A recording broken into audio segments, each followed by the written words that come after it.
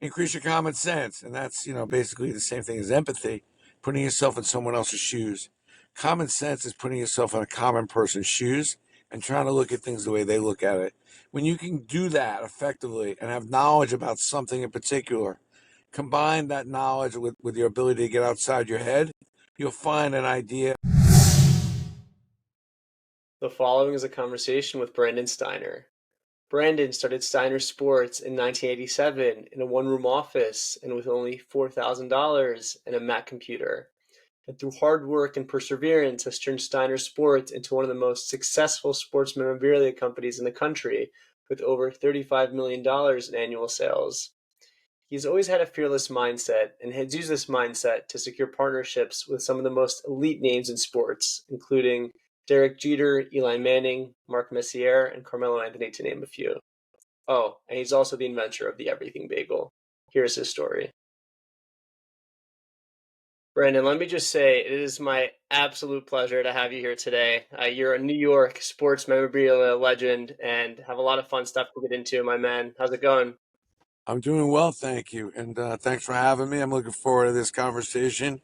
I know that nobody does more research and nobody looks into each guest better than you. So it kind of intrigued me to have this conversation. So let's roll. And I'm hoping, more importantly, that we can teach and share something valuable for the people listening. That's the Yeah, goal. we're gonna get into a ton of that, and I appreciate the remarks there, but I gotta start out with the hottest take. You ready for this? Of course. So, on Gary Vee's podcast, you claim to have invented in 1974 the Everything Bagel. I mean, how did that come to be? Boy, you really you dug into it pretty quick. It's unbelievable what Gary Vee has created. That guy, I gotta tell you, I am gonna be going back on his pod right after the new year. I have to probably do some explaining, but the Everything Bagel came about, and it's a little bit of a story, so I'll tell it. What happened was I was trying to open up as many newspaper accounts as I could. I was delivering the Daily News. I was like 13 years old, 14 years old, and to be honest with you, I was not having a whole lot of luck. And my mother said, "Look, you got to stop selling. Try to figure out what you could do to serve and solve." And I decided to start delivering milk and bagels along with the newspaper to get the paper route thing cooking. So I was in that bagel store. Now, back in '74, not like now, there were not a lot of bagel stores. So these bagel stores, like a bagel factory, they were delivering bagels all over Brooklyn.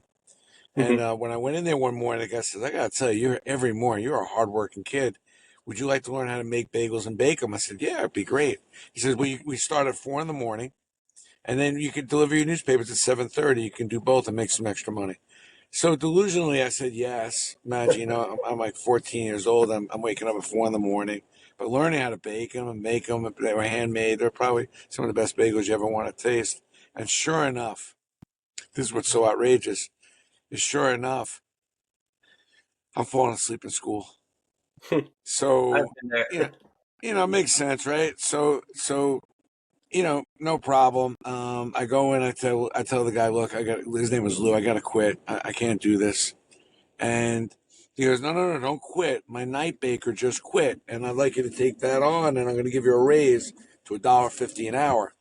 So I said, "Great." And I love it. I don't want to wake up and deliver newspapers anymore anyway. I'm retiring from that business, and I'm going to get into bagel baking. So I take the night job over, and I remember in the morning I'm baking thousands of bagels. I mean, I'm cranking it out. You know what I mean? It's just thousands. And at night, it's really slow. A few people come in, you bake a few dozen here or there, and my OCD is kicking in. So I'm trying every kind of seasoning. I'm playing around with everything, a mixture of seasonings and a mixture of everything. And sure enough, at one point in the night, I've got all these seasonings. I got all these seasonings, on the board, and I just throw everything on the bagel, and then boom, there we were with the Everything Bagel. So, um, it just came from boredom. I didn't really know what I was doing, but I was always an entrepreneur. I mean, it wasn't like I was one of these kids. I was trying everything. I tried everything to sell the newspaper. Matter of fact, I went home one day and said, "Mom, I got this idea. I'm gonna cut a hole in the side of a van, and what I want to do is I'm gonna go around the neighborhood and deliver bagels, cream cheese, lox, and then on the top I'm gonna put a huge bagel on the van, and people won't have to go get their bagels on the weekends. I'll deliver them." Hmm. My mother said, "That's a great idea.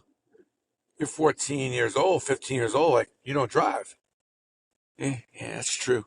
But, I was always just thinking about the what else. My big thing is like, what else times what's next gets you the first to market.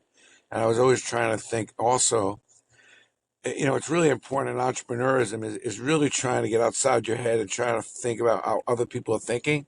I always tell people you want to increase your entrepreneurism and increase that attitude, increase your common sense. And that's, basically the same thing as empathy, putting yourself in someone else's shoes. Common sense is putting yourself in a common person's shoes and trying to look at things the way they look at it. When you can do that effectively and have knowledge about something in particular, combine that knowledge with your ability to get outside your head, you'll find an idea about how you're going about something that's a lot more accurate and better than the way you were doing it. And that's how you get to something that's brand new. Most importantly, we all know entrepreneurship is about solving a problem, helping people do something bigger, better, different. And that's how you get in the mindset. I was into Yep. it at that age. Yep, for sure. Can definitely resonate on there. I mean, one, it's awesome that you created an American staple. I think a lot of people would put you up there with some historical figures. We have Moses, Jesus, and then the inventor of the Everything Bagel. So you're in good I company. like the thing, I've invented, listen, the goal is you don't want to be an inventor. That's Hmm. another thing. Like, I don't have anything to show for that invention. You know what I mean? I mean, I came up with a cool idea. It was a delicious bagel, but I don't make any money off that. Most inventors don't make the big money. It's the improvers. You want to be an improver, not an inventor. So, and that's again back to entrepreneurism. It's like, how do you take something that's really good and make it better? Most people get to something when they create it and they do something really good and they stop because they have some success. And somebody comes swooping in and they get it better and they make all the money. Like whoever invented M&Ms, it was plain and peanut for my entire childhood. Probably up until about 15 years ago, you could only get a plain and a peanut in a small little package. Now there's M&M stores, M&M ice cream, and there's like 100 different flavors, all different sizes, pieces, pie crusts. I mean, you name it. So and it sounds simple, but whatever it is you're doing, no matter how simple it is, there's probably something more there. And the better and the bigger the idea you're sitting with gives me even more of the strength and the honest truth about the fact that there's something else to be done, no matter what the business you're in. If I can get Yep, on a for little bit sure. of a roll, I can tell you another. I'll tell you another story to illustrate it. Keep going, my man. Do you know who Jack Taylor is? I'm just asking. Jack Taylor. I've heard of a Lawrence Taylor, but I'm guessing they're not familiar. They're not a No, they're family. not familiar, though. Lawrence Taylor's one of my first clients, and I love Lawrence, and he was an innovator and one of the greatest defensive players ever. Jack Taylor was a Navy on the boat called Enterprise, and that's what he ended up naming his company, the Enterprise. Jack Taylor got out of the Navy and went to work for a Cadillac dealership. He noticed that there was a bunch of cars that were breaking down, needed service, got into an accident. Those people needed a car to replace the car that was in the shop. Went to the Cadillac dealership, asked him if it was okay if he got a few cars, and then rented them out to people. He said, okay. The 4 cars turned to eight to 16. And here we are. Enterprise is not only the largest rent a car agency in the world, it's bigger than Avis, Hertz, Budget, and whatever the number four is. That's how big it is. But Hmm. here's the question I want to ask you, my friend. Do you know what percentage of cars that get rented out to go on, when you go to a vacation or you're in the airport, you need a car for the day to rent a car here, rent a car there. What percentage of the business do you think that is? Of the rental car business? Yeah, I mean, I would guess 100, but I'm guessing there's something else. I mean, what other business lines do they have? exactly. And that's how most people think. It's a rent a car business. You go to the airport, you're on a trip, you're on a vacation, you're in town for business, you rent a car for a few days. Jack Taylor didn't see it that way. What Jack Taylor developed, it's only 15% of the business that he does. And he's the Well, largest, bigger than the top next four rent-a-car agencies. That's how big he is. And he came up with an idea that he was going to be a replacement car agency. So you can rent a car from him at an airport, whatever. But if you go to a collision shop, insurance company, you see oh, Enterprise. He saw got the business differently. Even though it's a simple business, you have a rent a car agency. How complicated is it? You go to the counter, you rent out a car, you bring it back, you check out the gas, you rent it out to the next guy. He didn't see it that way. And what I urge people that are listening to this is that I guarantee you, whatever business you're in, there's definitely another way of looking at it if you get your head on a swivel. Jack Taylor wasn't that smart a guy. He just decided he was going to look at the business differently. And most importantly, he got outside of his head and started thinking about what other people were doing as he sees these people going into the service department, getting their car fixed and needing a loaner car for several days. So he connected with all these dealerships, all these insurance companies, all these body places, and cut deals. And then made sure strategically his enterprise rent-a-car uh, places were strategically located so they could take care of all these people that would need a replacement car. Hence, the largest car rent-a-car business in the world by far, because he thought about it different. And I can give you 50 examples of that. So I'm hoping that people that are listening are thinking, maybe you're not as much of an expert, or you're not really thinking as clearly as wide as you could be about the business you're in. Got it. I think I love that approach in the sense that he just kind of reframed it. And, a lot of people rent cars on vacations, but I don't know the statistics, but a lot of people need cars when they get into accidents as a replacement. So brilliant that he wasn't able to that he didn't overthink. He just kind of reframed his mindset. So beautiful story there. Uh, on another note, regarding your journey, so you grew up proudly in Brooklyn. What was it like growing up as a poor kid in Brooklyn? Sucked. Hmm. I mean, especially, my mom was like, if I raise you in a poor neighborhood, you're gonna lead the league in stealing hubcaps, and you're gonna be a product of what's around you. Hmm. So we're gonna live in a middle class, upper middle class neighborhood, which sucked because we were the poorest person in that neighborhood. But I was a product of my environment, and I saw a lot of people with a lot of money. I didn't get angry about it. I was like, those people just aren't that smart. I mean, if they did it, I could do it. And one day I will do it, because I was not willing to accept where I was at. I lived in a very small apartment above a Glock kosher butcher, Hmm. on welfare a good amount of my childhood. And at some point I really didn't know better, but then at some point I was like, wow, something's wrong here, and I don't think I have the necessary things that I should have. And I decided to do something about it, which brought me to working at the age of 10. I think the Hmm. main thing about Brooklyn is that you really get a full education about one of the most important ingredients in business. And a lot of people think it's about liking people, loving your customers, and those are important things, but understanding your customers, how to deal with them, especially if you have a diverse group of customers of different nationalities, sexes, ages, is the most important thing. And it's something Hmm. my mother taught me, is like, listen, you got to learn to get along. You got to learn how other people do business and other people think. And when you do that and you learn how to do that, that's going to be a huge, huge help for you in business. And I think that's the main thing I got out of Brooklyn, is that on any given neighborhood, on any given street, you could be walking into a completely like another country. And Hmm. you had better be dynamic. You had better learn to know how to get along, and to deal with that, because that's life. And so Hmm. you get that as a child. When you get into business, you start dealing with all kinds of different elements and people and angles. It was very easy for me, and it gave me a true advantage. Yep, I think beautifully said there, and awesome that you were able to kind of hone in on those skills that your mom was able to bestow upon you. But on another interesting note about Brooklyn, you wrote a book, one of many books actually, called "You Gotta Have Balls," and there's a chapter in there called "What's with the Water in Brooklyn." So, Brandon, can you tell me what is it with the water in Brooklyn? Well, I mean, I think you are a product of where you grew up and who raised you. Make no mistake that wherever you grew up, that's going to have a major impact. That neighborhood, that city, and also the people that raised you has a major impact. I think, growing up in Brooklyn, I mean, listen, Brooklyn, it had everything. And also, it came at a time when, there was not a lot of parental supervision. Besides my mom being in the hospital in a single parent home for over 2 years early in my childhood. So if you ever watch Shameless, like where there's no parental supervision, that's what I was doing for 2 years. Like with my brothers, like we were living in an apartment pretty much on our own, just trying to figure it out. I'm not saying we did everything that they did in Shameless, because it's pretty outrageous, but a lot of that stuff, when you have nothing and no parental supervision, kids, you could do a lot of strange things. I think the Brooklyn thing, really, you think there's some great, great, great, great people that come out of Brooklyn.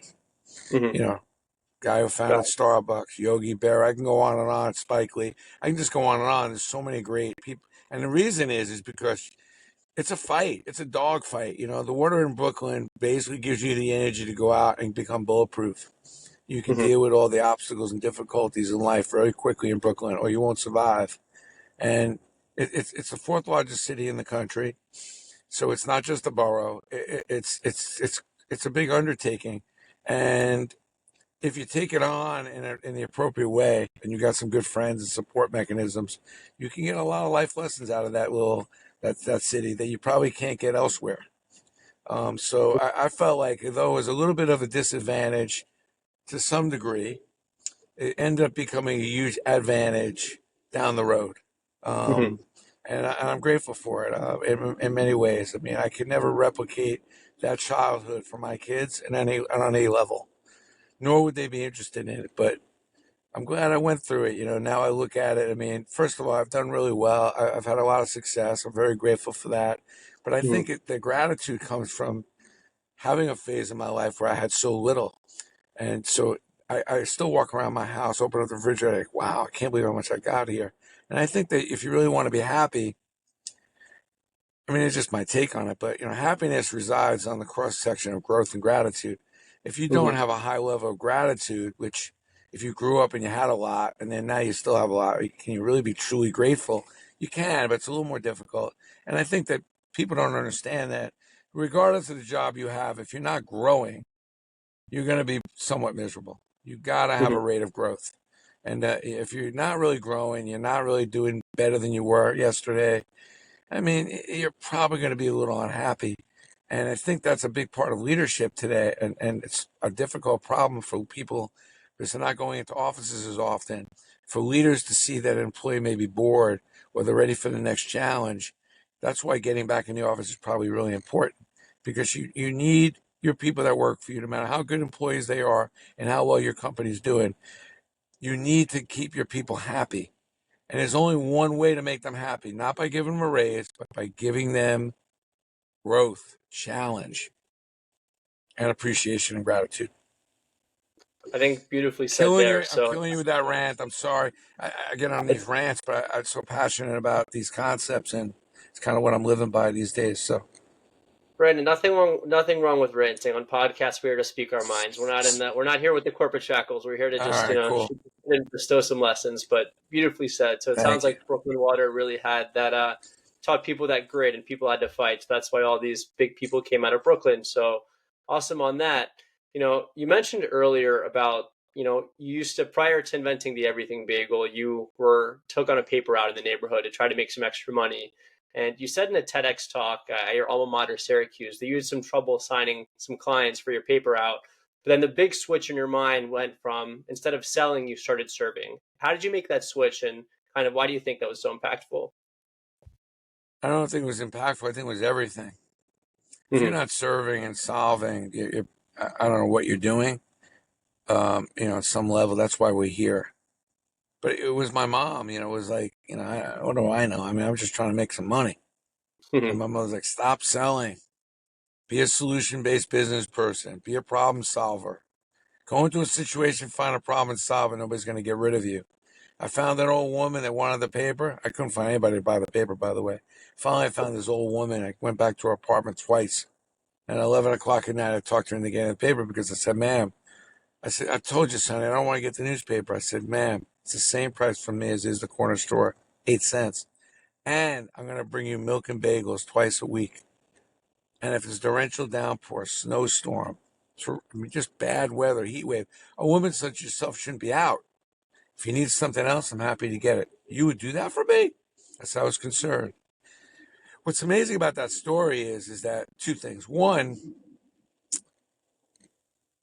I've thought about how it would be like to be a 75, 80-year-old woman. Hmm. The question you have to ask yourself is, can you put yourself in a customer's shoes?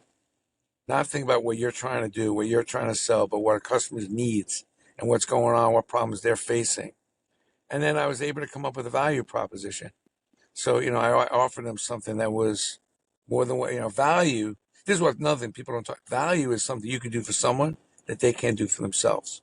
Hmm. So as a 12-year-old, like was able to get out of my head because I know I was trying to get as many accounts opened up and get it in an old woman's head and understand what it's like to be her because the weather's really bad. What's she going to do? And then, I was able to come up with an idea that, produced value. And I tell people that are listening, like, whatever job you're in, I can't tell you anything and everything other than one thing. One thing is like earn your keep. Earn your keep. Wake up every day and figure out how you can add value to your relationships, add value to your job, and you'll never lose a wife, you'll never lose a friend, you won't lose a job because you're earning your keep. Nobody wants to get rid of somebody that's adding value every day. The reason why people get fired or people get divorced, and there are a bunch, but this is one of the main ones, is that they're not adding any value. They're not earning their keep. They think that they're entitled to this job. They think they're entitled. Anytime you wake up in the morning and don't appreciate the fact that there's a woman or a husband, a man that actually made a commitment to you, wants to be involved with you on a day-to-day basis, you got to be grateful for that. You need to earn your keep so you can keep that person lying down in bed next to you. I never take my wife one day for granted. Hmm. And I try everything I could do, which is not easy. I'm not saying it, but I try to keep. And it's the same thing in a job, regardless of how much value you thought you brought or how smart you think you are, earn your keep. Bring value into the workplace every day. And don't take the job you have for granted. If you're unhappy with the job, means you're probably not growing or you're not Hmm. learning, then leave. But till you leave, earn your keep and bring value. So they cry when you leave. I like how you put that. Earn your keep, add value, and make sure you're so good that they cry when they leave. I think that's a beautiful note on that. And in addition to that, do you think these days a lot of people have that sense of entitlement because they almost want to see results right away? They focus more on selling because they think if they sell, they'll make a lot of money. And these days, a lot of people just want instant gratification as opposed to the real way to gain happiness. And I'm not saying that everything in life is perfect, but realistically, what you do is you kind of think, 5, 10 years ahead, something like that, and think about the value. And if you can do that, then everything else will come in. But why do you think people have trouble thinking long term? Well, I think there's three reasons why. I mean, it's not a problem that just exists now. It's always existed. One is people aren't confident. They don't have faith. I think people don't realize that faith is a huge part of being successful. Faith is about believing in something you can't see. Hmm. So if you don't have faith, you don't believe that there's a higher power or divine intervention, that when you do good and work hard, that'll take you somewhere. That's a big missing ingredient, kind of like the yeast in the cake. It's tough, and then the second thing is they don't think they're worthy of it. They don't think Hmm. they're deserving of the success that they're thinking about having. You got to know that you're worthy of it. If not you, then who? And then the third thing is, you have to have a strategy. You got to have the preparation and strategy that believes that if you do this and you do that, that things are going to work out. I think the middle one is the real biggie. Like they don't think it's going to work out for them. You Hmm. come up with a story, it's just never going to work. Then they're never going to want to buy it. They're never going to hire me. She's never going to want to date me. Hmm. That beautiful girl, she's never going to want to go out with old me. I mean, we come up, we're you got to remember, we have, I think it's 60,000 thoughts in a day. I Yep. think that, the instant gratification is understandable.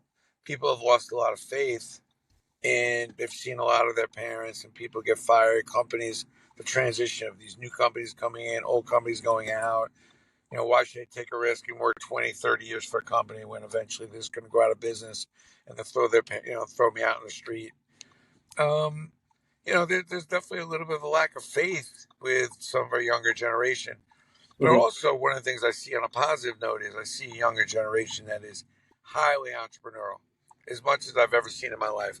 They understand what it takes to be an entrepreneur. And I'm seeing more teenagers. I was like a weird kid. I think we're all a little Most weird. people didn't know what to do with me, but I'm Hmm. seeing like 13, 14-year-olds hustling, sneakers, trading cards.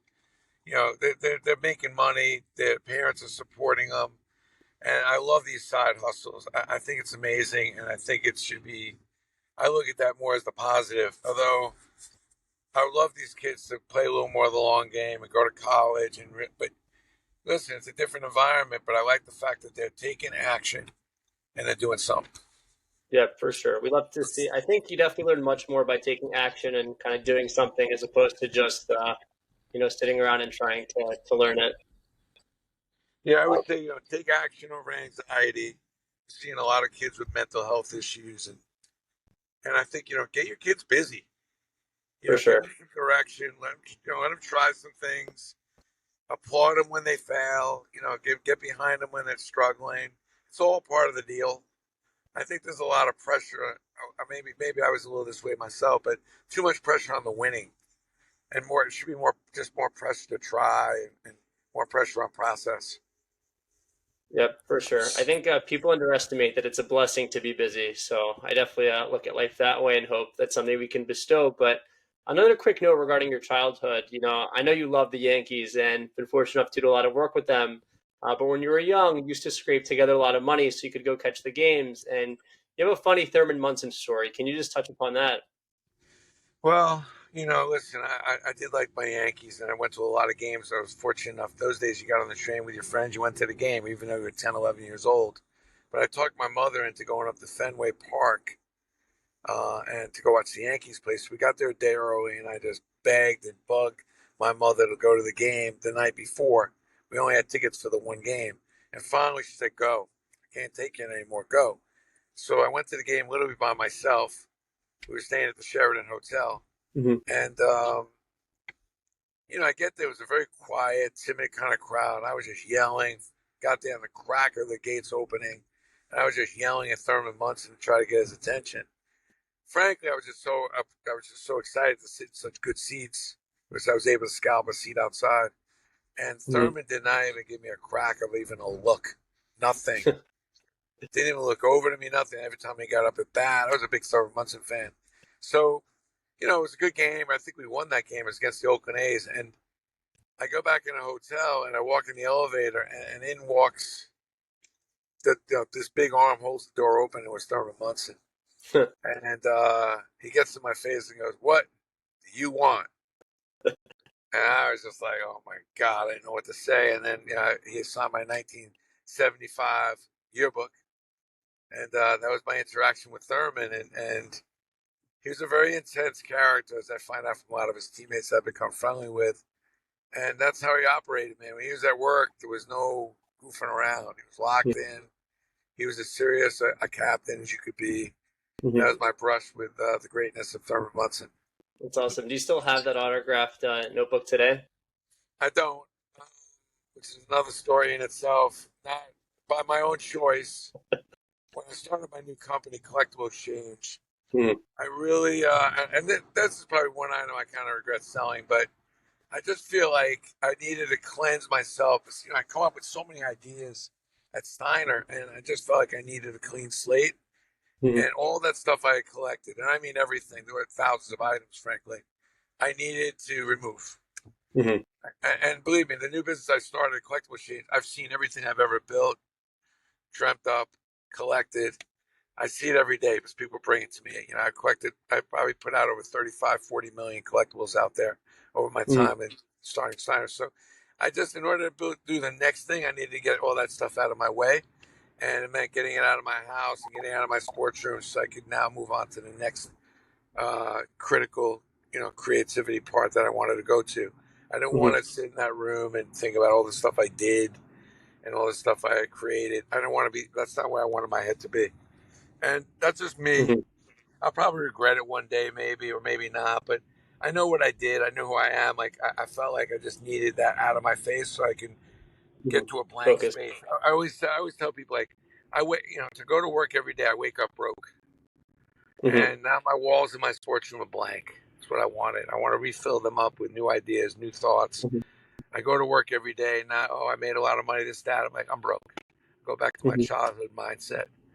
And it keeps me motivated, inspired. I know that I'm not really broke. I'm not an Hmm. idiot. I mean, I don't play that out all the way because I know in my soul that I've done well and I have a lot of good things to be grateful for, family, money. But so I don't feel like the same way I did feel when I was a kid, which was really, really broke. But I do train my mindset to be broke because when you're broke, you tend to be more highly motivated. There's more urgency, and that's the part of Hmm. my game that I do want to continue to have. I don't want to rest on my laurels and be a fat cat, or Hmm. what I did 20 years ago. I want to, which Yeah. I know I'm doing a little bit of that in this pod, but generally speaking, I want to go out and talk about what I'm doing now and think about what I want to do going forward.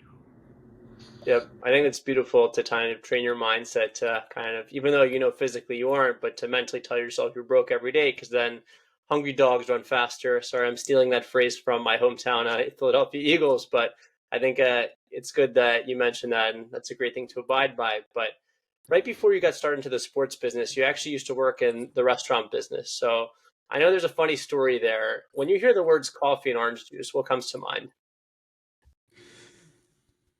Well, coffee and orange juice means never ask a yes or no question. It's like it's a really simple aspect of selling that I teach when I do Hmm. seminars and speaking, and that is stop asking yes or no questions, mainly because 50% of the answer is going to give you an answer you don't want to hear.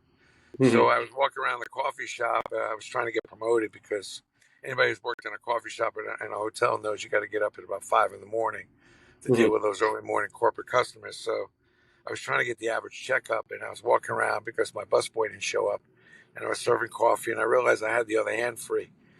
So I was like, instead of saying, "Would you like more coffee?" I would just say, "You want coffee, orange juice," and the answer every time was yes and yes.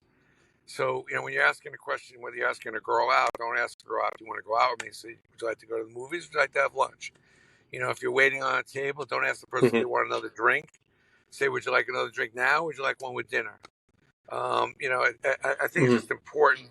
Words matter and how you position your questions. Because anyone is in selling, anybody out there listening that's in selling knows great salespeople are about making and making and coming up with great questions. And if you come up with questions that give you a yes or Hmm. yes, it's certainly a big advantage in trying to get people to buy what you want them to buy. For those that don't know, there's actually a funny clip of you. When your busboy didn't come in, you didn't say coffee or no coffee. You were like coffee or orange juice. So either way, something was going to come through. So I think an awesome story there and a great metaphor for entrepreneurship. But onward after that, I know you kind of worked at other restaurants, then were able to meet a lot of athletes. And then in 1987, you made the bold move with a one-room office, only 4K to your name, and a computer. You Steiner Sports. What was the vision behind that when you started it? Not much. I mean, it was like I I realized love I had. how sorry enough, I love how you say not much, and then it's become what it is today. So that's hilarious. Well, yeah. I mean, listen. I just want to be honest about it. I didn't have some grand plan. Matter of fact, the only plan I had was that I felt like I had run my course in the restaurant business, had a great career, but I didn't think it was going to work out for me if I wanted to have a family and live somewhat. The prototype of a successful restaurant owner manager was 7 days a week, 7 nights a week, working every holiday. I just didn't feel that. But when I started Steiner, I wasn't sure what I wanted to do. I had a feeling that maybe I could market some athletes. I was doing PR for a bunch of sports bars. I was kind of involved with creating the sports bar concept back in the mid 80s. After leaving Hard Rock, I'd opened up a bunch of sports bars. So I was doing some consulting. And to be honest with you, the first 4 or 5 years, I mean, I just tried a whole myriad of things. I tell people all the time, it's like, yes, it's one thing to come up with a good idea, but not all of them always work. And don't be SOS, don't Hmm. be stuck on stupid. And a lot of my ideas, they sounded good. When I started executing them, they weren't as good as I thought. But I kept at it. I think that winners win. If you're a figure it out person, you can find your way eventually. The goal is you got to stick around long enough, be flexible enough. I always say, like, if you believe that losing and failing is part of winning, not the opposite, then you own a business. As you start succeeding, you realize you're going to have some losing, a couple of losing hands. You play a poker game, you're not going to win every hand. You just Hmm. want to win a few more hands than you lose. And that's why I looked at the business. And then, at some point, my wife was like, I think you maybe should get a job Hmm. because it was kind of lagging. It was a It's little tough. unclear whether it was going to work or not. So sometimes that little definitely was a little bit of a moment of time. I said, well, I got to either try to figure this out or I may have to do that. And obviously, I didn't want to go do that. So I, started getting deep into the figuring out phase, which, it paid off. I mean, I tried some new things and it paid off. I got a little lucky, to be honest with you. Hmm. But I was never a big sit down and forecast long range. I'm definitely a sampler now. Like I feel like I would say dream big, sample small, fail quick. So like that's kind of more my mantra now. Like I dream big, but I'm not jumping into the deep end of the pool before I sample and tip my foot in the water first. And now if something really sucks, I'm going to walk. I'm okay. Bad idea. I tried it. I'm moving on. Yep. Sometimes I see people that being resilient. I'm like, you're at this thing for like 7 years. Hmm. It doesn't seem to be working. Like maybe you want to try something else. But I'm a dream big guy. I'm a big dreamer, and I don't mind sampling. I I don't have mean, to go hit the big home run right out of the gate, and I'll work at it. And when I feel like that sampling has taken its course, and either decide to go forward or quit. look, it's worked out thankfully in the long run in a big way. I mean, you've signed partnerships with athletes such as Derek Jeter, Eli Manning, Mark Messier, and Carmelo, just to name a few. You know, I know a lot of people probably try to pursue those high level individuals really rigorously, but is there a reason why they chose you as opposed to kind of going with someone else and why they stay with you?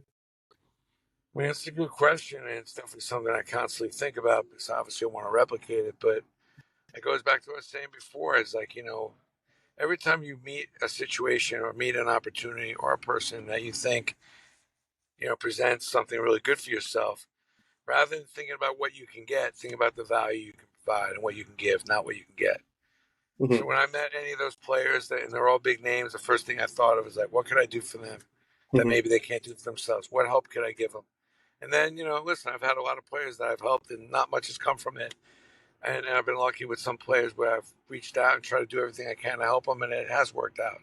So I think it's a value prop. It's a prop that I learned when I was living in the newspapers. It's the prop I use today. It's like I lead with What can I some do for you? form of generosity, and I lead Hmm. with some form of what can I do for you. And I don't worry as much about what you could do for me. I want to get the relationship started. My best way to get it started is to try to find a value proposition that brings me some value to you, that maybe you want to kind of still stay connected with me. It's a I think simple concept, but it's what it is. I think a lot of people think of it in the opposite ways. They're like, oh, I want to be associated with this super high profile person. When in reality, if you want to be associated with people who are successful or have accomplished a lot, you have to think about what you can do for them first. And that's really the key that you got to go. And it's awesome that you've been able to maintain that.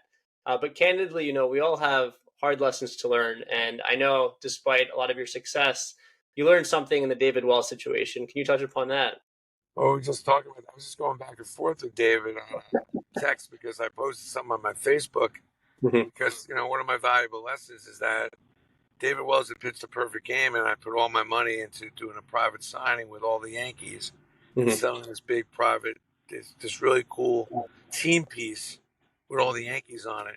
Only problem is I didn't have David Wells, Hmm. and we're negotiating, and I thought what he was worth was X. He thought he was worth Y, and I just refused because of my ego and my stupidity to give him the extra $5.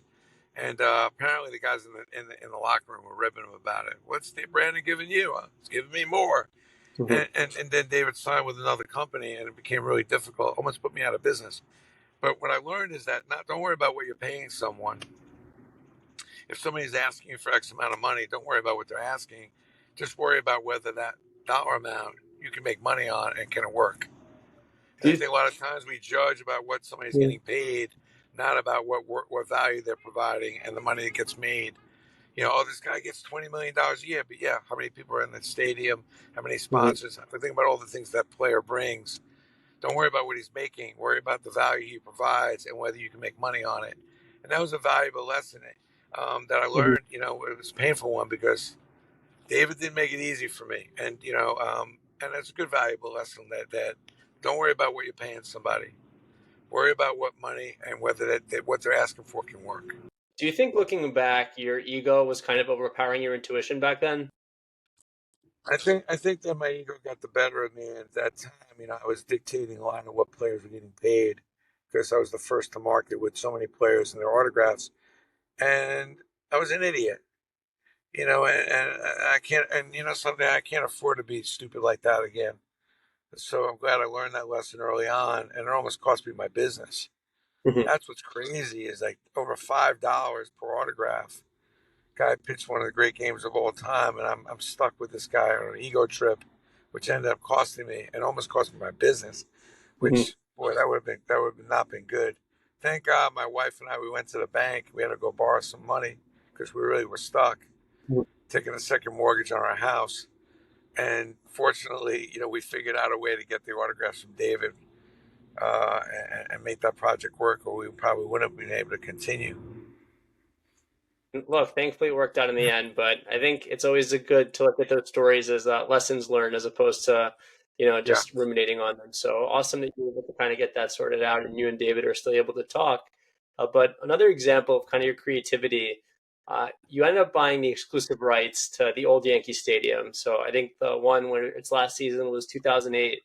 And Mariano Rivera famously said that no one had the idea to sell the dirt except you. I mean, how did you think of that? And why did you think it would have such good margins? Margins were obvious. By the way, underneath that dirt, there's more dirt, which is Yep. nice. But I mean, I was just more desperate at the time. I mean, I was trying to figure out how to make the number. Not gonna lie. I got really creative after the fact, but initially it was a money grab. It was like, wow, Mhm. let's see if we can go create some products with dirt on them. Then eventually I started really getting into it and started creating really cool products. But sometimes things are just a money grab. You're desperate, your back's against the wall. We had a big number to hit on that stadium that we bought. The economy went a little south. If you remember, right around then, there was this big real estate bust, and Mhm. things were really, really not going well.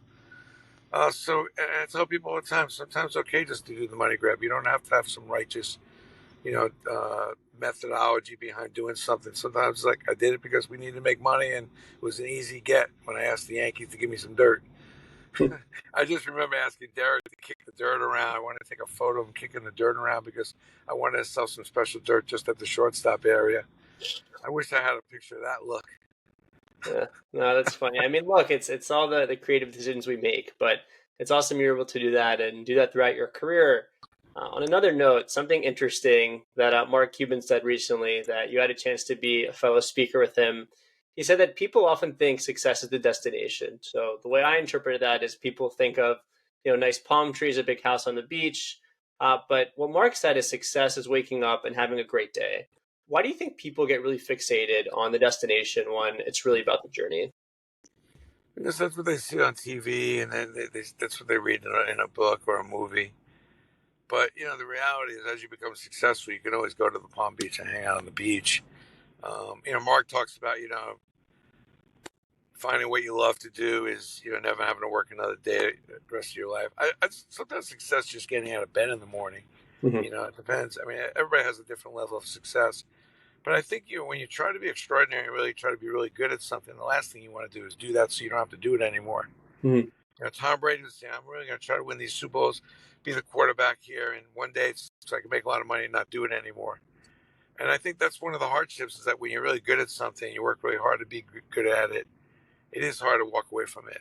It's Hmm. hard to give it up because you love it. You're used to working really hard at it, and it gets kind of ingrained in your soul about this process and this work that you do. But I think the key is you try to balance it and not become not become the person Interesting. based on who you are and what you do.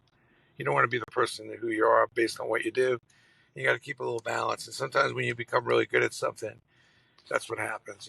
Tom Brady's a person. He's got a normal life just like you and I, but you look at him as this great quarterback, not as another good person. Hmm. And so you try to find that balance and act with that. But listen, for some people, and it's okay if they define success as making a lot of money so they could be on a beach and chill out the rest of their lives. I have no problem with it. Hmm. That may work for some people. And so there's nothing wrong with that. I mean, but if you do find something you love doing and you get to be really good at it, it's fun going at it as long as you can too. Hmm. Yeah, no, for sure. I like the way you frame that. But one of the things that you just said is that it's really important, especially maybe how you start your day and how you start your day. And you also mentioned in an interview that the first 90 seconds of a day are critical. So how do you spend those 90 seconds getting ready? Lately, I'm just my back, my shoulder. Um, but those, for many of the years, I try to focus on what's important and Hmm. who's important. I think you got to do what's important for who's important every day. And I always, come up with my MVP list, my most valuable priorities, what's important and knowing what your family is doing, try to have an idea of what your most important employees or customers are doing. Hmm. Because if you don't do it at the beginning of the day, you end up at the end of the day and you go, oh man, I forgot about this. I forgot about that. I forgot to call this one. I forgot to call that one. And Hmm. I think, it's really important to not only come up with a list of what's important and who's important, but also you can't have more than two or three priorities. Hmm. So, I try to organize that right away in the morning. And then also, you got to have your not to do list, things you want to really avoid and stay away from. because they'll suck you dry. The bad customers or a friend that is nagging you that you don't want to really be their friend anymore. So if you can come up with a good not to do list, it strengthens your to do list. And I think, listen, I think a big part of being successful in your time management skills is just figuring out what your priorities are, what's important, and always remembering who's important. I love. WMI, what's important, Mhm. and who's most important. I love the way you said that. Most valuable priorities. I think I'll definitely add that to my vocabulary and maybe make one of those lists as I go on to my day. I'll rename my to do list most valuable priorities, and we'll see if it helps out there. But on another note, something that I thought was really interesting is you have a quote in your office by Bob Knight, God rest his soul, but it reads, "When my time on earth is gone and my activities here are past, I want them to bury me upside down so the critics can kick my ass." What does that what does that quote mean to you? I mean, it was, it's Bob. I mean, I love Bob, and I'm blessed to have the time I've spent with him. It was great quality time, and he gave me a lot of insight in a sport that I love, basketball, and also he's a brilliant guy. I mean, a brilliant person, one of the smartest people I've ever met. And obviously, he's won a few games and one of the greatest college coaches of all time. I think, he probably could have said it a little differently, but the way I look at it is like, listen, it doesn't really matter what other people think. It doesn't matter what other people feel. However, it does matter what the people that you love and care about think. Mhm, And I think that's probably a little bit of a better way to say it. Like, I never really want to start picking fights with other people and what mhm, they think. I just don't, I choose not to have to listen to it or really take it seriously. So I tell people, it's like, it matters what people think. The people that you love and that care about you, it matters what they think. You mhm, don't have to take what every person thinks and care about that. Bob was a sensitive character and he was great at what he did. And sometimes I think he went a little too far, mhm. which sometimes came back to haunt him a little bit. But As we all do sometimes. um, he had some good, valuable lessons learned. And you probably see him popping up on Instagram. Anybody who had the chance to interview him, he was a great coach. And the reason you know that is because you don't see a lot of players complaining about having him as a coach. Yep, for sure. Bob was a cool dude, and I like the way you said that in the sense that a lot of times people go to one extreme or the other in the sense that they care what everyone thinks or they care what no one thinks. But in reality, like most things, it seems like it's a balanced choice. So, I like the way you framed it in the sense that we should care about the opinions of those we hold dear to us, but all the other critics can, pardon my French, can kiss our ass. So I think I like the way you said that, but. Uh, Additionally, speaking of the books that you wrote, another one that you wrote was called Living on Purpose. And there are a few really cool lines there. But one of them, and one of the big things that you speak of, is faith, fortune, and fitness. What does that mean to you? Well, when I wrote the book, it meant that those are the three things that would help me sell the most amount of books. Hmm. Yeah. When you think about it, when I went to a bookstore, people said, look, if you come up with a book that can help people lose weight or can make people a lot of money or get closer to God, those are the books that sell. Hmm. Initially, I kind of started with that. And then I realized, like, that's pretty important stuff. If I can come up with, some funnels that support those three angles, that would be a good book. Hmm. And those are the three funnels that I was kind of concentrating on myself to be a more complete person and a better business person. And I always say, listen, you can't make, if you want to make money real quick, then, get to know somebody who's really, really rich and about to die and they can leave you in their will. Yep. If not, you better play the long game and figure out how to be great at something because that's the only way you can really make a lot of money. And every now and then you see some people get lucky. If you want to lose weight, you can cut off an arm.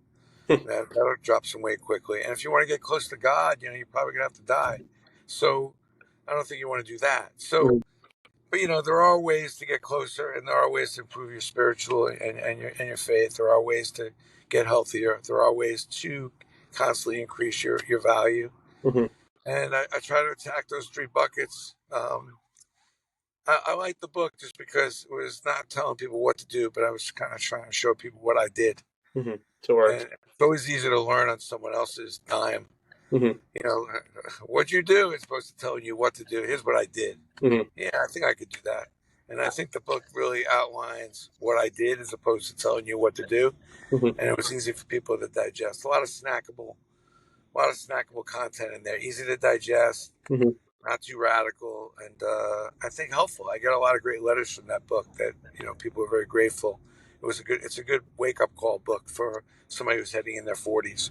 Yep. I also like the fact that it's written in plain English. And a lot of times you have these authors, they write, you know what I'm talking about. A lot of times these authors write these long books and, they're well written, but they're written in, just words that are in a way that the average person couldn't really understand. And there's another book I read a while ago, the book based on, or sorry, the story behind the movie War Dogs. It's called Once a Gun Runner, about this guy, this young Jewish kid who was a stoner out of Miami who became, one of the biggest arms dealers in the U.S.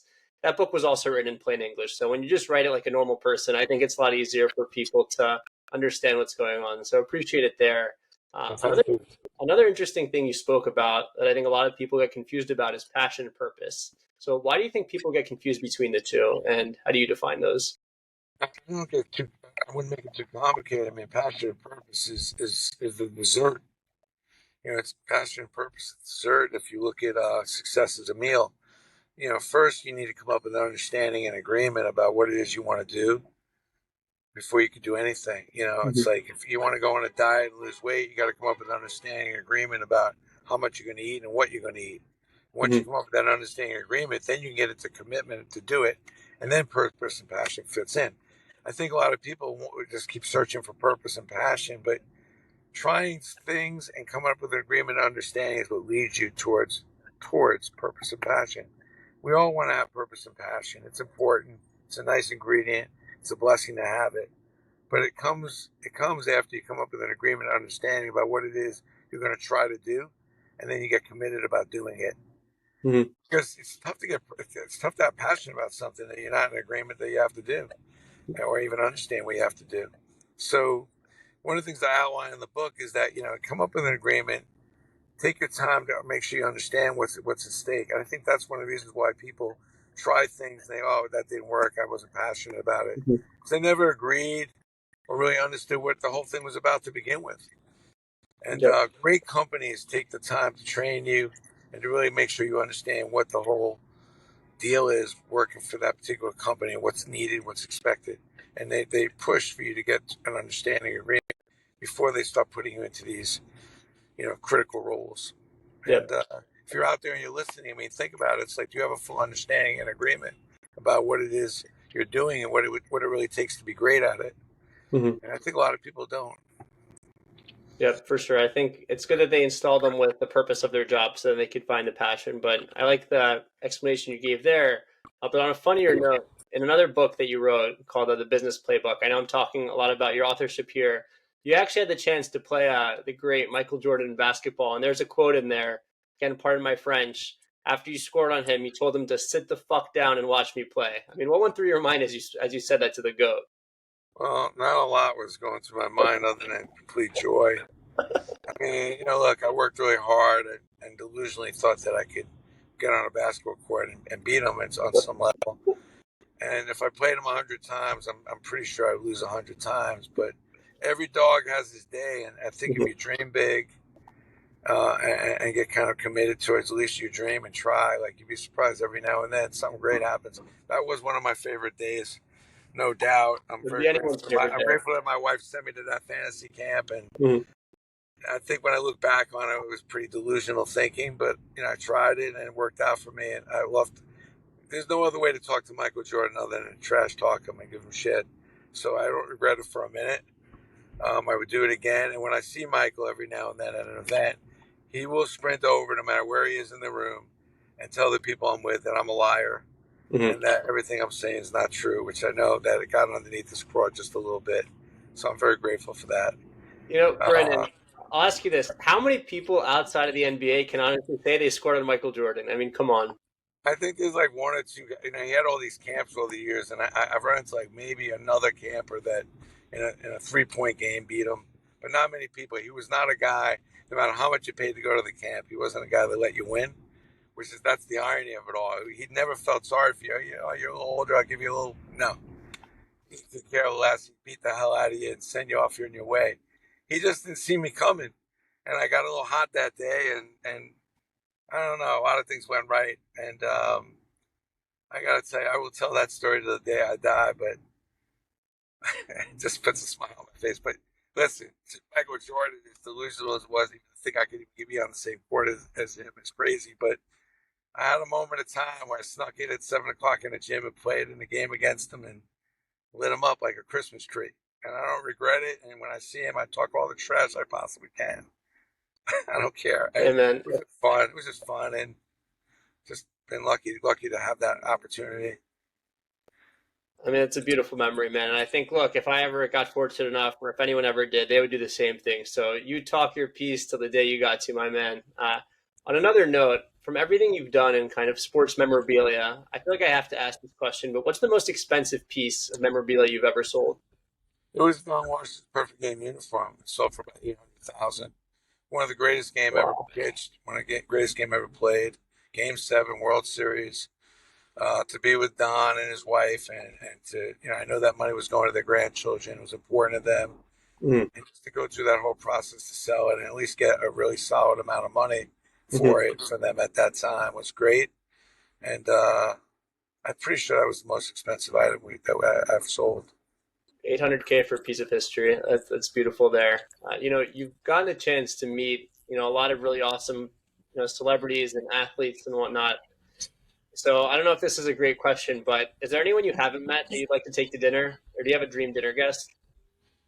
Well, I mean, I'd like to see. I'd like to. I don't want to meet Oprah, but I'd like to have dinner with her. I think Mm-hmm. she's amazing, one of the great businesswomen of our time, and extremely influential.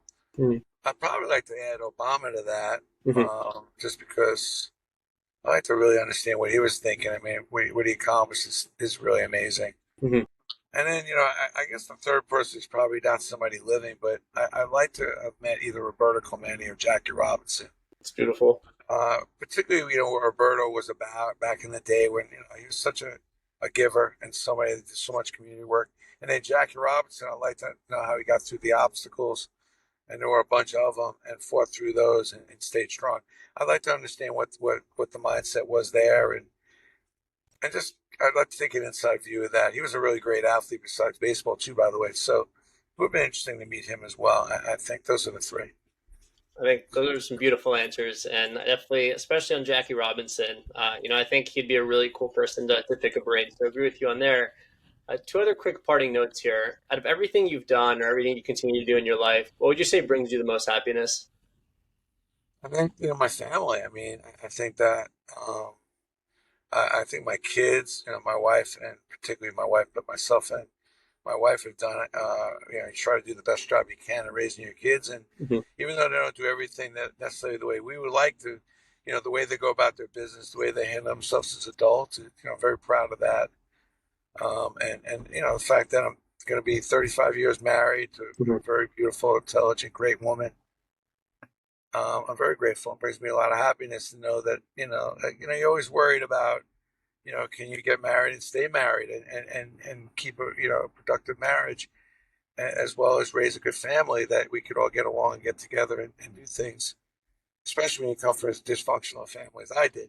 So, I'm extremely grateful and happy about that. I'd say it's probably my biggest, most happiest success that I've ever had. And then, now I feel like the second thing and is just having the freedom to, after I've done a lot of stuff and I work for a big company, having the freedom to really do what I want Mm-hmm. with the knowledge I have has been, quite a blessing, really. I mean, I've started having fun again in business Mm-hmm. and not worry about the money, but worrying about, what I could create and what I could do. So lately it's been more fun than it's been in a long time. And I think I'm mad at myself because, I did work for a while for the money. Mm-hmm. Not that I wasn't creative, not that I wasn't passionate, but now the less you care. When building Steiner, I never cared about the money really. I was just more interested in just doing what I was doing as great as I could do it. And Mm-hmm. I'm back to that mindset, like doing what I could do as great as I could do it. And then I worry about if the money comes, the money comes. And that is sheer joy if you get in that mindset and really do it. And Mm-hmm. that's the mindset that you really want to try to incorporate is do as much as you can and not let money be the driver Mm-hmm. and not be pretentious, but do it to help people or do it to solve a problem or do it to have fun. Or do it for the love of the game, which I'm sure you've been able to do. And a lot of people say family, but I love the point that you made there. If you can do it for adding value and making people's lives better and just have fun, I think that's a beautiful note. And On that note, you've done a lot in your career, and I'm sure you're going to leave a great legacy. But Brandon, at the end of your life, on a parting note, what do you want to be remembered for? You know, if some people remember me at all. I was gonna go home. I'm like, your dad remember me? So, listen, I just hope that people think that I was a good guy. I was generous, and I think that's the most important thing. I made a little bit of a difference. I try to make a difference with using the influence Hmm. of some of the different things I've been involved with. I've made a little difference and made people's lives a little bit better. But I'll leave the real true answer to that question up to people I've done business with, and then family and friends that I'm fortunate enough to have. I think that's a beautiful way to be remembered. And Brandon, it has been an absolute blast, my man. Thank you so much for taking the time. I hope we can all aspire to leave an impact like you. Thank you. I appreciate you saying that. Thank you. And by the way, I am giving out my book for free. If you go to Collectible Exchange, you can get any one of my three books. You just pay for the shipping, and I'm happy to autograph them. So, and I put out a lot of content on my social. So if you have a message or something you want to talk about, just message me and I'll answer definitely. So Awesome. thanks for having me, man. Appreciate it. Thank you for listening to my conversation with Brandon Steiner. If you enjoyed the episode, rate the show on Spotify, drop a comment on YouTube, and subscribe.